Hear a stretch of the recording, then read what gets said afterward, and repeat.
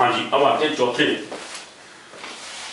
भारतीय योग समझ में आ गया। भारतीय योग हमने बता दिया भारतीय योग क्या होता है। नवांश में जाके 9th का लॉर्ड या 5th का लॉर्ड 11th का लॉर्ड, वहाँ 9th लॉर्ड के स्वामी के साथ में या 9th लॉर्ड के जो वो है राशि है उसमें जाके बैठ जाता है, नवांश में जाके कोई प्लेनेट, तो भारतीय योग बन जाता है। भारतीय योग से क्या होता है, बहुत पॉपुलर लोग होते हैं, स्कॉलरली फेमस हो जाते हैं, है ना, वेल रेप्यूटेड हो जाते हैं, ये सब चीज़ें उनको मिल जाती हैं। अब आती है उत्तमाधन योग। इसको देखिए 6वां नंबर, दोनों में मैंने लिखा हुआ है उत्तमाधन योग।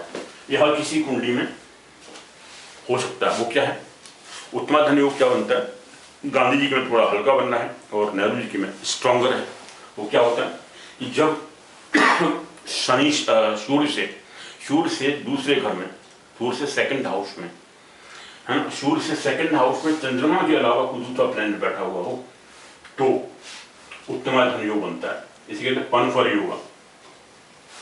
पनफर योग क्या है, सूर्य से दूसरे घर में, सॉरी मून की पोजीशन जो होती है, चंद्रमा, अगर चंद्रमा की जो पोजीशन है, चंद्रमा की पोजीशन सूर्य से कहां पर हो, दूसरे घर में हो, 5वें घर में हो, 8वें घर में हो या 11th हाउस में हो, चंद्रमा की पोजीशन सूर्य से, देखिए चंद्रमा की पोजीशन सूर्य से कहां पर है, सूर्य से 7वां घर, 8वां, 9वां, 10वां, 11वें घर में है ना। गांधी की कुंडली में कहां पर है, चंद्रमा सूर्य से 11वें घर में है। ये 12वां घर हुआ, 11वां, और ये 1 नंबर है, 1, 7, 8, 9, 10, 11, तो 11वें घर में चंद्रमा बैठा हुआ है।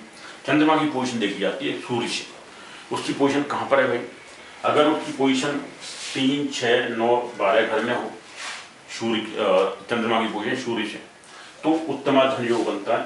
इसे अपोक्लिम हाउसेज बोलते हैं। अपोक्लिम हाउसेज क्या होते हैं, 3, 6, 9, 12, ये 4 जो घर होते हैं जहाँ पर चंद्रमा बैठा हुआ होता है सूर्य से। अब देखिए नेहरू जी कुंडली में कहाँ बैठा है चंद्रमा, ये लग्न में बैठा हुआ है, सूर्य कहाँ पर है, ये 7, 8, 9वें घर में बैठा हुआ है, यानी 9वें घर में। अब देखिए 9वीं पोजीशन में बैठा हुआ है, 9th में, 3, 6, 9, 10, 12, इनमें बैठा हुआ चंद्रमा, तो उत्तमाधन योग बनते हैं। जिसे अपोक्लिमा हाउसेज बोलते हैं, यहाँ पर क्या बोलते हैं, पनफर घर बोलते हैं इनको, पनफर घर बोलते हैं। तो गांधी जी का कहाँ बैठा हुआ चंद्रमा, पनफर घरों में। पनफर घर के कौन से होते हैं, 2, 5, 8, 11, वहाँ पर 3, 6, 9, 12, ये क्या कहलाते हैं, अपोक्लिमा हाउसेज, अपोक्लिमा घर कहलाते, अपोक्लिमा पोजीशन कहलाती है। इन घरों को हम अपोक्लिमा कहते हैं। अपोक्लिमा घरों में बैठा हुआ उत्तमाधन योग बोलता है। इसमें क्या बोलते हैं, 3 चीजें, एफिशिएंसी, प्रॉपर्टी और वेल्थ एंड एजुकेशन, ये तीनों ही उच्च की होती हैं। ये उच्च की चीजें प्राप्त करते हैं। एफिशिएंसी बहुत ज्यादा होती है इन लोगों का, काम करने की क्षमता ज्यादा होती है ना। एजुकेशन बहुत ज्यादा मिलती है और वेल्थ भी बहुत अच्छी कमा लेते हैं लाइफ में। अगर चंद्रमा की पोजीशन इन घरों में बैठा हो तो नेहरू जी की में स्ट्रॉन्ग रहेगी, जैसे कहते हैं उत्तमाधन योग। ये चीजें उत्तमाधन योग है। गांधी जी के मध्यम है, ये मध्यम होता है। और अगर एक घर में बैठा हुआ हो, 1, 4, 10, 1, 4, 7 और 10, ये जो गूगल साइन जैसे थे ना, अगर इन चारों में बैठा हुआ चंद्रमा, चारों घरों में सूर्य के साथ बैठा हुआ, एक घर, एक मतलब सूर्य के साथ बैठा हुआ, सूर्य से चौथे घर में बैठा हुआ चंद्रमा, या 7वें घर में बैठा हुआ या 10वें घर में बैठा हुआ, तो कौन सा बनता है, अल्प। ये चीजें अल्प मिलती हैं उस आदमी को, उस जातक को, उस जातक की कुंडली में, जिस जातक की कुंडली में सूर्य से चंद्रमा की पोजीशन एक घर में हो, चौथे घर में हो, 7वें घर में हो, 10वें घर में हो, तो उसको अल्प विद्या और अल्प धन, अल्प प्रॉपर्टी, अल्प एफिशिएंसी होती है। बहुत ही कमजोर आदमी होता है, उसके अंदर एफिशिएंसी नहीं होती काम करने की, है। ये चीजें होती हैं, इसको कहते हैं अल्प, इसे अल्प धन मिलता है, अल्प योग बोल देते हैं। उत्तमाधन योग है ना, अल्प मात्रा में होता है। ये गांधी जी की में मध्यम है और नेहरू जी की उत्तम है, सबसे अच्छा है, वो उत्तम टाइप का है। ये तीनों चीजें अच्छी मिलती हैं। अब आते हैं 7वां गज केसरी योग, जबकि इसमें गज केसरी योग नहीं है। गज केसरी योग क्या होता है भाई, गज केसरी योग में जो गुरु जुपिटर होता है, जुपिटर की पोजीशन है और चंद्रमा के साथ में है या केंद्र पोजीशन में, चौथे घर में है, 10वें घर में, 7वें घर में चंद्रमा से, तो चंद्रमा और बृहस्पति, दोनों एक साथ हैं। चंद्रमा के साथ में या 10वें घर में, जैसे चंद्रमा से 10वें घर में बृहस्पति है, गांधी जी के 10वां घर केंद्र वाला हाउस हो गया, चंद्रमा के साथ में हो जी बृहस्पति, या चौथे घर में हो, 7वें घर में हो, 10वें घर में हो। यहाँ पर 10वें घर में बृहस्पति चंद्रमा से, इसलिए क्या बन गया, गज केसरी योग। गज केसरी योग से क्या होता है, गज केसरी योग क्या देता है, जरा इसकी एक्चुअल जो वो है वो मैं पढ़ के सुनाता हूँ। गज केसरी योग क्या क्या देता है।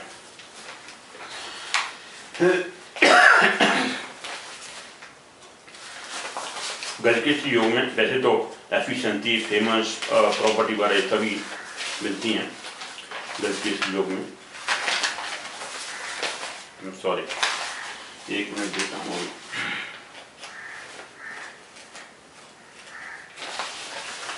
गज केसरी योग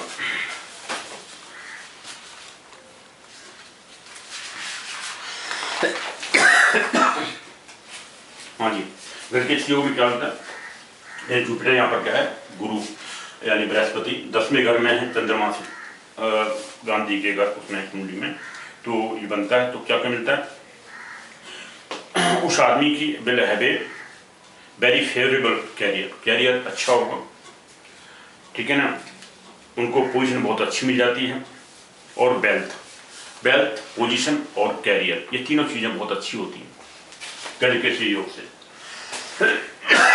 सॉरी, तो गज केसरी योग की ये इसमें जो की इनकी में गांधी जी की में गज केसरी योग छठ में 7वें नंबर पर।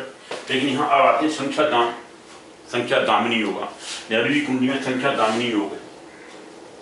संख्या क्या होती है, जैसे जितने 7 प्लैनेट होते हैं, 7 ग्रह जो होते हैं, वो अगर किसी कुंडली में 5 ग्रहों में बैठे हुए हैं, 6 ग्रहों में बैठे हुए, 4 ग्रहों में बैठे हुए, ये बनती हैं।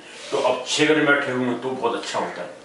जैसे 6 ग्रहों में नेहरू जी के बैठे हुए, पहला नंबर, पहला घर में चंद्रमा है, फर्स्ट हाउस में, सेकंड, और लगातार 6 ग्रहों तक सभी प्लैनेट बैठे हुए।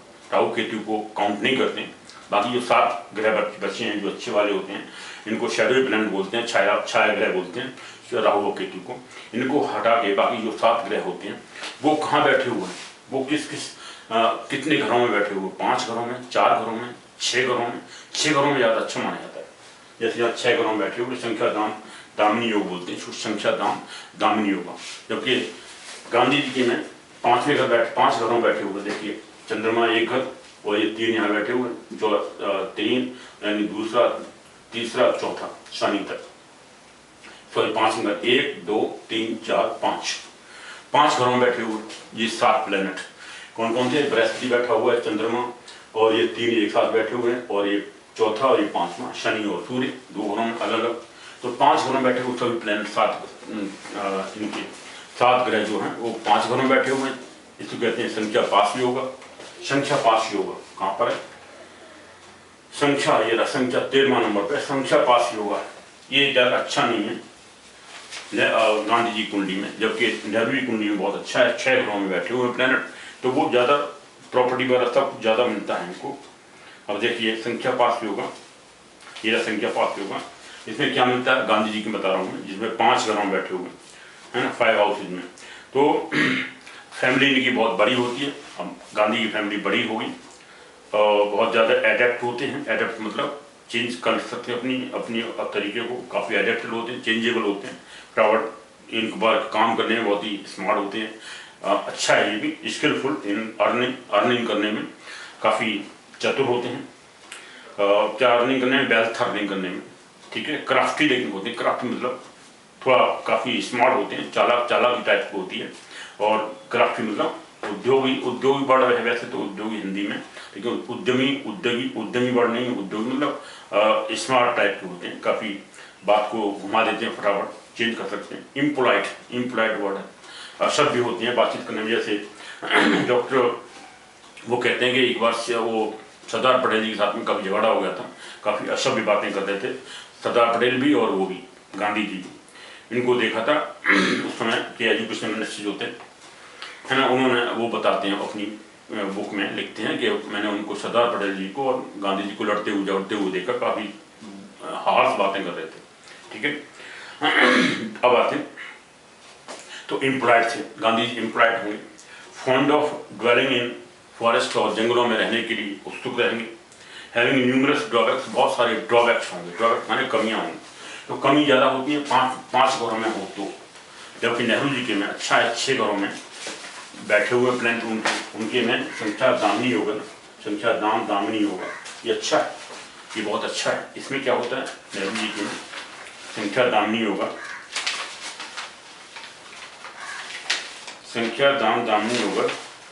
इसमें और इनका एक ब्रह्म योग है, उसको भी बताऊंगा मैं। नेहरू जी के ब्रह्म योग भी पाया जाता है। उत्तम, ये उत्तमार्धन, ये तो हो गया प्रश्न, ये संख्या या संख्या दामिनी होगा। जब सभी 6 घरों में बैठे हुए प्लेनेट तो संख्या दामिनी योग बनता है। इससे क्या होता है, जब पर्सन इज वेल्दी होता है और बहुत ही लिबरल होते हैं बातचीत करने में, बहुत ही पोलाइट होते हैं, चेंज कर सकते हैं बातों को। लिबरल मतलब शांत होते हैं बात करने में, ज़्यादा हार्श नहीं होते हैं, गांधी जी वहाँ पे हार्श होते हैं, है ना। और काफ़ी विद्वान होते हैं, लर्न होते हैं, पढ़े लिखे होते हैं, और या लर्न अर्न्स थ्रू राइट और लीगल तरीके से अपना अर्निंग करते हैं, ठीक है ना। लेजिटिमेट मीन्स से, जो लेजिटिमेट मीन्स होते हैं, लीगल तरीके से कमाई करते हैं और पैसा कमाते हैं, है ना। कोई ज़्यादा फ्रॉड वगैरह नहीं करते, ये ऐसा कहा गया। मतलब जो अपने तरीके से सोचते हैं, लीगल जो होता है वैसे करते हैं, अपने तरीके से सोच करके वो नेगेटिव बातें नहीं करते, अगर पॉजिटिव बातें करते। तो 6 घरों में ग्रह होने से जो 7 ग्रह होते हैं वो 6 घरों में बैठे हो तो अच्छा होने आता है। और यहाँ पर मतलब ज़्यादा मात्रा प्रॉपर्टी मिलती है। यहाँ पर फैमिली लिमिटेड होती है, यहाँ फैमिली ज़्यादा बड़ी होती है गांधी जी के। अब आते हैं नेक्स्ट, पर्वत योग। गांधी जी के पर्वत योग है, यहाँ पर्वत योग नहीं है, भेरी योग है गांधी जी के में। राज लक्षण योग तीसरा, ये तीन जो हैं वो गांधी जी के में एक्स्ट्रा हैं। बहुस्त्री योग, ये बहुस्त्री योग कब बनता है, मैंने ये बता दिया आपको। बहुस्त्री योग कब बनता है, जब 7th लॉर्ड और लग्न लॉर्ड एक साथ बैठे हुए हों। यहाँ पे मंगल और बुध शुक्र एक साथ बैठे हुए लग्न करो, बहुस्त्री योग है ना। ये बहुस्त्री रखते हैं। बहुस्त्रियाँ भले लीगल नहीं हो, लीगल भी हो सकती है, जैसे बाद में ब्रह्मचर्य का जब पालन करते हैं तो देखा है आपने, उसमें पढ़ा हुआ उनके बारे में कि वो नेकेड वीमेन के साथ में सोते हैं, है ना। नग्न अवस्था में सोते हैं, नग्न लेडीज होती साथ में बैठती हैं तो लेटती हैं। इसका मतलब ये जो बहुस्त्री योग है इन कुंडली में दिया हुआ, ठीक है, बहुस्त्री योग। नेगेटिव पॉइंट यही है बस, मंगल और शुक्र दोनों एक साथ यहाँ बैठे हुए हैं, नवांश में दोनों एक साथ बैठे हुए, इसलिए ज़्यादा प्रबल है उनके अंदर, ठीक है। सेक्सुअल पावर ज़्यादा प्रबल थी और ज़्यादा ही माइंड में इनकी में ये चलता रहता था। Okay, now come to the point. अब आते हैं, तो ये हो गया बहुस्त्री योग, हमें पहले साथ किया हुआ है। राजलक्षण योग, राजलक्षण योग होते हैं, भेरी योग, पर्वत योग। अभी इसको देखें, पर्वत योग क्या होता है, गांधी जी के पर्वत योग। अच्छा, उभयचारी योग क्या होता है, जब सूर्य के दोनों ओर, जैसे नेहरू जी के में उभयचारी योग है, सूर्य के 2nd हाउस में और 2nd हाउस में 12th हाउस में अगर कोई प्लैनेट बैठा हो, मून के अलावा, चंद्रमा नहीं हो, कोई और दूसरे ग्रह बैठे हुए हैं, है ना। बुध शुक्र यहाँ बैठे हुए हैं सूर्य से 12वें घर में, सूर्य से 12वें घर यानी 7वीं राशि में शुक्र और बुध बैठे हुए, उभयचारी योग बोलते हैं इसको, उभयचारी योग। और यहाँ पर 2nd हाउस में बृहस्पति बैठा हुआ है, इसका मतलब उभयचारी योग है किसके में, नेहरू जी के में। तो जब कह रहा है मून के अलावा बाकी 2nd हाउस में, दूसरे घर में और 12वें घर में सूर्य से कोई दूसरे प्लैनेट बैठे हुए हों, शुभ प्लैनेट बैठे हों, तो आदमी कैसा होता है, इक्वल टू ए किंग, राजा के बराबर होता है, ठीक है ना। और बहुत ज़्यादा बड़ी रेस्पॉन्सिबिलिटी ले सकते हैं, यानी बहुत बड़ी रेस्पॉन्सिबिलिटी यानी काफ़ी चीज़ें अपने ऊपर बियर कर सकते हैं। जैसे देश के प्रधानमंत्री बनकर के उन्होंने काफ़ी चीज़ें अपने ऊपर झेल सकते हैं, मतलब बहुत बड़ी रेस्पॉन्सिबिलिटी अपने कंधों पे ले सकते हैं, ऐसा है। और ग्रेट लर्निंग होती है, उनकी लर्निंग बहुत ज़्यादा होती है, ठीक है ना। और आउटलुक उनका यानी जो देखने की वो शक्ति वो बड़ा बैलेंस होता है। देन पैसे वाले धनी होते हैं, वेल्दी होते हैं। Handsome and blessed with objects of pleasure, और हैंडसम होते हैं, प्लेजर्स के जो सुख की जितने भी साधन होते हैं उनसे युक्त होते हैं, वो उनके पास होते हैं, ठीक है ना। हैंड और blessed with objects of pleasure. ये पर्टिकुलरली किसके बारे में, बेनिफिट्स फ्रॉम द दिस होगा। अगर सूर्य के सेकंड हाउस में 12वें घर में और सेकंड हाउस में और 12वें घर में सूर्य से शुभ प्लैनेट बैठे हो, देखिए जुपिटर बैठा हुआ दूसरे घर में, जुपिटर बृहस्पति है, और बुध और शुक्र बैठे हुए दूसरे 12वें घर में, दूसरे घर में बृहस्पति है, शुभ प्लैनेट है, यहाँ भी बुध और शुक्र दोनों ही शुभ हैं। इसलिए इनके अंदर इनकी कुंडली में नेहरू जी के में उभयचारी योग जो बना हुआ है ये बहुत ही अच्छा है। उभयचारी योग का संख्या दाम भाग्य योग भी है, शरीर सुख योग है, ब्रह्म योग है, बुद्ध मातृ योग है। बुद्ध मातृ योग मतलब काफ़ी इंटेलिजेंट होते हैं, बुद्ध मातृ बुद्ध में काफ़ी आतुर्य होते हैं, बुद्धि उनकी स्ट्रांग होती है। ब्रह्म योग बनता है इनकी में कुंडली में। ब्रह्म योग कैसे बनता है वो बताता हूँ। अभी शरीर सुख योग नेहरू जी की में और भाग योग, ये 3 इनके बचते हैं, जरा मैं बताता हूँ इनको। 3-4 बचते हैं। बुद्ध आतुर्य योग, अच्छा देन अच्छा भाग्य योग तो हमने बता दिया था। भाग्य योग, भाग्य योग देखिए, भाग्य योग जो नेहरू जी का है उस भाग्य योग में क्या है भाई, नेहरू जी का जो भाग्य योग है ये रहा भाग्य योग 9th वन। पहले नेहरू जी खत्म कर देते हैं। भाग्य योग क्या कहता है, भाग्य योग कि लग्न या तीसरे घर में और लग्न में और चौथा 5वां घर, तीसरा घर हो, लग्न हो और 5वां घर हो। 5th हाउस मेरा 5वां घर, सूर्य है इसके अंदर अपने फ्रेंडली साइन में, तीसरे घर में मंगल बैठा हुआ है, और लग्न में तो चंद्रमा है ही अपनी राशि में। तो ये लग्न, तीसरा घर और 5वां घर, इनमें स्ट्रॉन्ग प्लैनेट बैठा हुआ हो, काफ़ी अच्छा मजबूत प्लैनेट बैठा हुआ हो, ग्रह बैठा हुआ हो, और बेनिफिक और शुभ प्लैनेट बैठा हुआ हो, ठीक है ना। विच आस्पेक्ट द 9th हाउस, और जो 9th हाउस को आस्पेक्ट करता हो, तो 9th हाउस को आस्पेक्ट मंगल देखो यहाँ से कर रहा है। 9th हाउस को 12वीं राशि को मंगल जो 5वें घर का स्वामी है वो 9th हाउस को भी देखता है, इसलिए यहाँ पर ये भाग्य योग बन रहा है। 9th हाउस को देखना शुभ प्लैनेट के द्वारा, फ्रेंडली साइन के द्वारा। मंगल यहाँ पर फ्रेंडली है गुरु का, गुरु की जो मीन राशि है 12वीं राशि 9वें घर में, उसको मंगल देखता है। मंगल कौन है, 5th लॉर्ड है, 5th हाउस का स्वामी शुभ हो और शुभ होकर के उसको देखता हो। शुभ प्लैनेट क्यों है, क्योंकि देखिए ये 5वें घर का स्वामी और 10th हाउस का योग कारक प्लैनेट है मंगल। मंगल कर्क राशि के लिए शुभ होता है, इसलिए शुभ प्लैनेट मंगल को माना जाएगा। मंगल 12वें घर 9th हाउस को देखता है। 9th हाउस में राशि कौन सी है, मीन राशि, 12वीं राशि। 12वीं राशि जो शुभ प्लैनेट की राशि है उसको देखता है, इसे कहते हैं भाग्य योग। तो भाग्य योग है इसके अंदर, है ना, नेहरू जी के अंदर। तो ये सब चीजें क्या हुआ, द पर्सन क्या करेगा, इनको क्या क्या मिलेगा, इनका फॉर्चून यानी भाग्य इनका बहुत ही एक्सट्रीम होता है, उच्च का भाग्य होता है। भाग्य उच्च का भाई, क्योंकि भाई बचपन से लेकर के तब तक काफी पैसे के अंदर रहे, ठीक है ना, सोने की चम्मच से पैदा हुए, और प्लेजर्स और पैसा फॉर्चून माने भाग्य, और जितने भी सुख की सामग्री होती है, साधन होते हैं, वो सभी प्रचुर मात्रा में होते हैं, इनके पास बहुत मात्रा में होते हैं। ये भाग्य योग इनका बताता है। तो भाग्य योग खत्म हो गया। शरीर सुख योग, शरीर सुख योग क्यों भाई, लग्न का लॉर्ड अपनी राशि बैठा हुआ हो, बृहस्पति उसको देखता हो। अगर हम देखें बृहस्पति रेट्रोग्रेडेड 5th हाउस से देखें तो 9th आस्पेक्ट से भी चंद्रमा को देखता है, और चंद्रमा की लग्न की राशि उच्च की हो गई, ये लग्न उच्च का हो गया, इसलिए इनका शरीर सुख योग भी है, ठीक है ना। शरीर सुख योग भी बनता है। लग्न लॉर्ड को शुभ प्लान देखता हो, या लग्न अपनी राशि में बैठा हुआ लग्न का स्वामी, तो और 9th का स्वामी भी, 9th का लॉर्ड भी अपनी राशि को देखता हो। 9th, अब देखिए अगर गुरु बृहस्पति यहाँ जाता है 5वीं घर से, बकरी होता है, पीछे की राशि को देखता है, वहाँ से 5वीं दृष्टि से अपनी 9th हाउस को देखता है, अपनी राशि को देखता है, इसलिए ये प्लान हो गया। तो ये हो गया जी शरीर सुख योगा।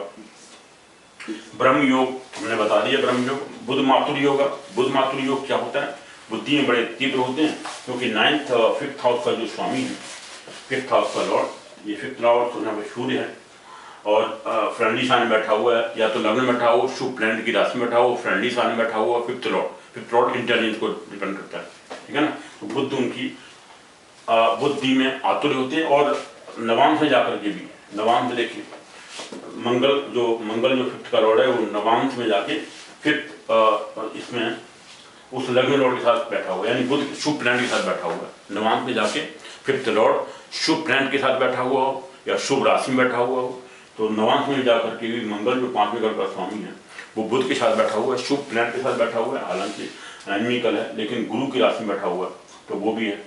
तो गुरु की राशि में बैठने से, शुभ प्लैनेट बैठने से मंगल जो 5वें घर का स्वामी है इंटेलिजेंस ज़्यादा बताया जाता है। तो इसलिए बुध माथुरी योग इनका हो जाता है, इसलिए बुध माथुरी योगा, ब्रह्म योगा, शरीर सुख योगा, ये नेहरू जी के सभी योग हमने बता दिए। अब आते हैं गांधी जी के मातृ दीर्घायु, बहुत ही अच्छा वो है मातृ दीर्घायु योगा। नेहरू गांधी जी कुंडली में क्या है, मातृ इनकी माता काफी दीर्घायु तक रहेंगी, पिताजी की डेथ जल्दी हो जाएगी। वो तो हमने पहले बता दिया था कि पिताजी की डेथ क्यों हुई थी, क्योंकि नेहरू वो गांधी जी असली नक्षत्र के चौथी राशि में, चौथे क्वार्टर में, चौथे पाद में पैदा हुए। असली नक्षत्र के चौथे पाद में पैदा हो कोई जातक तो उसके फादर की जल्दी डेथ हो जाती है, तो उनके फादर की जल्दी डेथ हो गई थी। मातृ दीर्घायु योग है। मातृ दीर्घायु योग कब होता है, गांधी जी मैं पढ़ता हूँ इसको। और मातृ दीर्घायु मतलब जो चौथे घर का स्वामी है, चौथा ये शनि है, शनि नवांश में जाके अच्छी राशि में बैठा हुआ, अपनी राशि में देखिए चौथे घर का स्वामी शनि नवांश में जाके अपनी राशि में बैठा हुआ है, इसलिए मातृ दीर्घायु, माता की आयु दीर्घ होगी। और यहाँ से माता की मातृ आयु, मातृ दीर्घायु भव, तो माता की आयु ज्यादा हुई पिताजी से, इसे कहते हैं लग्न। मतलब लग्न का स्वामी जो होता है वो चौथे घर का स्वामी, सॉरी चौथा घर माँ को रिप्रेजेंट करता है, फोर्थ हाउस। तो फोर्थ घर का स्वामी नवांश में जाके उच्च का हो, अपनी राशि में बैठा हुआ हो, तो उस समय मातृ दीर्घायु योग बन जाता है, ठीक है ना। वो हमने वैसे बता दिया, लेकिन फिर भी मैं पढ़ के सुनाना चाह रहा था। मातृ दीर्घायु योग, अच्छा ये तो नहीं लिखा है। मातृ दीर्घायु साध लक्षण योग क्या है वो बताता हूँ। भेरी योग, भेरी योग से क्या होता है कि जब कभी जहाँ भी आदमी जाते हैं उनकी ड्रम के साथ में, भेरियों के साथ में, नगाड़े के साथ में उनका स्वागत होता है, वेलकम होता है, इसलिए उनको भेरी योग बोलते हैं। भेरी योग भी गांधी जी को बनता है। भेरी योग और राज लक्ष्मण योग, भारतीय योग तो हमने पढ़ लिया था। मातृ दीर्घायु योग वो जरा हम बताते हैं। मातृ दीर्घायु योग क्या होता है, नवांश का जो लॉर्ड है, lord of the navamsa, navamsa sign जो नवांश है उसका द फोर्थ हाउस का स्वामी, यानी एक यहाँ पे मंगल है, यहाँ भी मंगल देखिए, एक राशि का स्वामी मंगल है।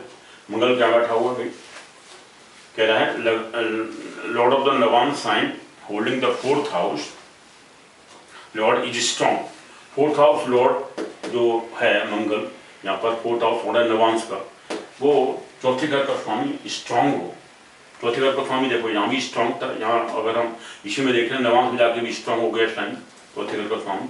और नवांश की राशि जो एक राशि है मंगल, मंगल कहाँ बैठा हुआ मंगल भाई, मंगल ये सेकंड हाउस में शुक्र के साथ बैठा हुआ है, लेकिन यहाँ पर भी मंगल लग्न में बैठा हुआ है, लग्न लॉर्ड के साथ में, और यहाँ भी लग्न लॉर्ड के साथ बैठा हुआ है। लग्न लॉर्ड के साथ में मंगल यहाँ पर, जहाँ भी चौथे घर का स्वामी मंगल स्ट्रांग हो गया, शुक्र के साथ बैठा हुआ है, शुक्र जो कि लग्न का लॉर्ड था यहाँ पर उसके साथ में, तो यहाँ भी चौथे घर का स्वामी स्ट्रांग हो गया। तो दोनों की स्थिति में यानी ये लग्न राशि जो है और जो नवांश राशि है ना, जो बर्थ राशि है, ये हो गया आपकी जन्म राशि। जन्म कुंडली का चौथे घर का स्वामी नवांश में जाके अपनी राशि में बैठ गया, और यहाँ का जो नवांश का भी चौथे घर का स्वामी मंगल है वो लग्न लॉर्ड के साथ बैठा हुआ है। ये देखिए यहाँ भी बैठा हुआ, यहाँ भी बैठा हुआ, इसलिए माँ की आयु ज्यादा होगी। मातृ दीर्घायु भव, माँ की आयु ज्यादा हुई, मातृ दीर्घायु योग है। संख्या पास योग हमने बता दिया, पांचवें घरों में बैठे हुए। शरीर सुख योग और ये बेशी योग क्या होता है, देखिए बेशी योग, ये गांधी कुंडली में बेशी योग बहुत अच्छा है। बेशी योग क्या होता है कि अगर सूर्य से सेकंड हाउस में, सूर्य के दूसरे घर में, सूर्य से दूसरे घर में चंद्रमा के अलावा बाकी प्लैनेट बैठे हुए तो बेशी योग बनता है। चंद्रमा तो बैठा नहीं है यहाँ पर, सूर्य के दूसरे घर में क्या बैठा, शुक्र बैठा हुआ, बुध बैठा हुआ, मंगल बैठा हुआ। अगर मंगल बैठा हुआ हो तो सूर्य से दूसरे घर में मंगल बैठा हुआ हो तो लोगों की एफिशिएंसी बहुत ज़्यादा होती है, काफ़ी स्ट्रेंथ होती है, स्ट्रांग बॉडी होती है। बुध बैठा हो तो इंटेलिजेंस ज़्यादा होते हैं, शुक्र बैठा हुआ हो, 3 बन रहे हैं। हम देखें, हम लिख दिया है मंगल, बुध और शुक्र से बेशी योग बन रहा है गांधी जी की कुंडली में। बेशी योग क्या होता है कि सूर्य से दूसरे घर में चंद्रमा के अलावा बाकी ग्रह बैठे हो, शुभ प्लैनेट बैठे हो। अब शुभ तो नहीं है, मंगल बैठा हुआ साथ में, मंगल भी है, बुध भी है, शुक्र भी है। सूर्य से दूसरे घर में अगर मंगल बैठा हो तो एफिशिएंसी ज़्यादा होती है, बुध बैठा हो तो इंटेलिजेंस ज़्यादा होती है, शुक्र बैठा हो तो ज़्यादा प्लेजर्स वगैरह ज़्यादा मिलते हैं, मैरिड लाइफ का सुख ज़्यादा मिलता है ना। तो ये सब चीज़ें सूर्य के साथ में। तो ये बेसी योग गांधी कुंडली में बेसी योग भी है। शरीर सुख योग, हालांकि शरीर सुख योग तो है ही भाई, क्योंकि लग्न का रोल लग्न की राशि अपनी बैठा हुआ है, लवांग पे जाके भी अपनी राशि में बैठा हुआ है, तो है ना। इसे कहते हैं लग्न का सुख जो वो है, शरीर सुख योग मिलेगा जरूर। और लग्न को बृहस्पति भी देखता है, यहाँ से बृहस्पति भी लग्न के लॉर्ड को देख रहा है, इसका मतलब, और शुभ प्लैनेट के साथ बैठा हुआ बुध के साथ में भी, इसलिए यहाँ पर को शरीर सुख योग है। गांधी जी को शरीर सुख योग भी मिलता है, ठीक है ना। ये सभी हमने योग गांधी जी के बता दिए हैं, और इनको आप देख करके दोनों में समानता भी है, कुछ अलग भी थे। यहाँ पर बुध मात्र योग है, ब्रह्म योग मैंने बता दिया आपको, शरीर सुख योग यहाँ भी है, शरीर सुख योग यहाँ भी था।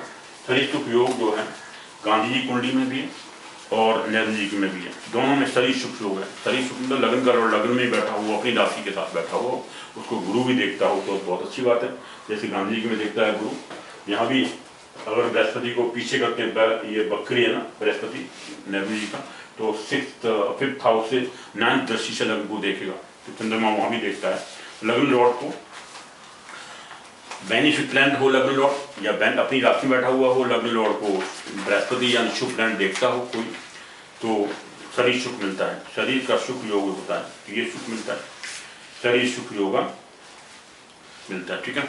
इस तरह से ये सभी हमने योग गांधी जी को नेहरू जी को बता दिए। इनमें काफ़ी कॉमन भी थे, शुभ थे। अब देखिए, सबसे पहली बात ये है कि गांधी जी कुंडली में जैसे हमने बताया ये सभी योग बहुत अच्छे हैं, और एक दो जैसे बहुत सी योग थोड़ा सा नेगेटिव पॉइंट कर गया उनकी लाइफ में, क्योंकि बाद में लोग कमियां निकालते हैं अभी भी, क्योंकि उस समय भी गांधी जी के टाइम पर जब वो ये कर रहे थे, अब गांधी जी को जैसे टाइटल जो दिए गए राष्ट्रपिता का, और उसका राष्ट्रपिता का किसने दिया, नेताजी सुभाष चंद्र जी ने दिया। नेताजी सुभाष चंद्र ने कहाँ से दिया, रंगून से, जब उन्होंने ब्रॉडकास्टिंग की थी, वहाँ से जब अपनी आर्मी को उन्होंने संबोधित किया था, उस संबोधन के टाइम पर गांधी जी को राष्ट्रपिता के नाम से संबोधित किया था। और राष्ट्रपिता क्यों, अब लोग कहते हैं गांधी जी को राष्ट्रपिता उन्होंने इसलिए कहा था क्योंकि उनको, नेताजी सुभाष जी को गांधी जी क्या बोलते थे, प्रिंस अमंग द पैट्रियट्स, यानी देशभक्तों में राजकुमार, और देशभक्तों के राजकुमार, देशभक्तों में राजकुमार, उनको राजकुमार कहते हैं, देशभक्तों का नंबर 1 राजकुमार है ना। देशभक्त जितने भी उनके सबके राजकुमार वो हैं नेताजी। तो इसलिए नेताजी भी जब वो शुभ प्लैनेट शुभ बोल रहे हैं, अच्छे टाइटल दे रहे हैं, तो इसलिए गांधी जी को उन्होंने राष्ट्रपिता कहकर के संबोधित किया था। अब कुछ लोग